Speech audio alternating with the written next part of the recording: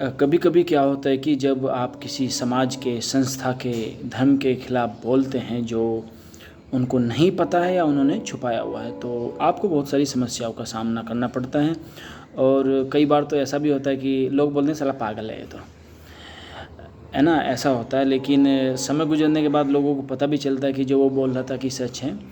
लेकिन होता क्या है कि यदि एक आदमी, जैसे मैं आपको उदाहरण देता हूँ, मैं आज कुर्सी की पूजा करने लगूँ तो लोग कहेंगे अरे यार पागल है क्या, कुर्सी की पूजा करता है। लेकिन आप विश्वास कीजिए, यदि 1 करोड़ आदमी कुर्सी की पूजा करने लगे फिर मैं आपको पागल नहीं लगूँगा। फिर वो आपकी रीति रिवाज, प्रथा, धर्म बन जाता है। ऐसे बहुत सारे उदाहरण हैं। जैसे कि पोलैंड में एक आदमी हुआ जिसका नाम कोपरनिकस था, जिसने पहली बार दुनिया को बताया कि जो ये पृथ्वी है ये चपटी नहीं है, ये राउंड है।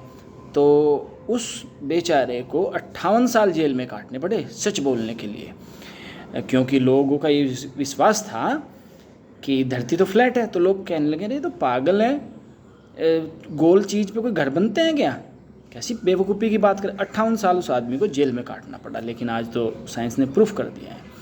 उसके कोई लगभग 60-70 साल बाद एक आदमी गलीलियो हुआ इटली में, जिसने पहली बार दुनिया को ये बताया कि ये जो सूरज घूम रहा है ना पृथ्वी के चारों ओर, आपके ग्रंथों में लिखा हुआ है, आपका विश्वास है ये गलत है।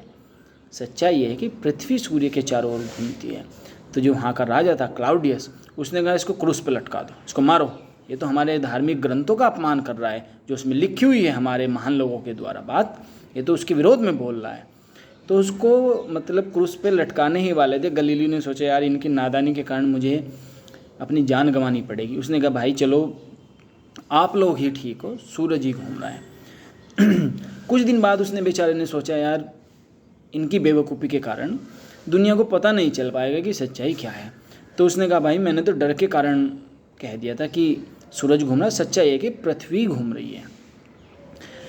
तो लेकिन चलो उन लोगों की बात तो ये है कि उन साइंस इतना डेवलप नहीं था, उनको बेचारों को पता नहीं था। लेकिन आश्चर्य की बात अब है कि लोग इतना साइंस डेवलप होने के बाद भी उनका विश्वास फिर भी वही है जो हजारों साल पहले, सैकड़ों साल पहले उनका था, जिन्होंने पृथ्वी घूम रही है के चक्कर में गलीलियो को मार ही दिया था।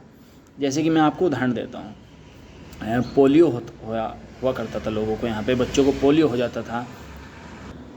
तो लोग बोलते थे कि देखो कैसे कर्म हैं, पिछले कर्म हैं, ख़राब कर्म इसके सामने आ रहे हैं बेचारे। अभी पोलियो का इलाज मिल गया है, तो लगभग मुझे लगता है कि 100% इंडिया से पोलियो गायब हो चुका है।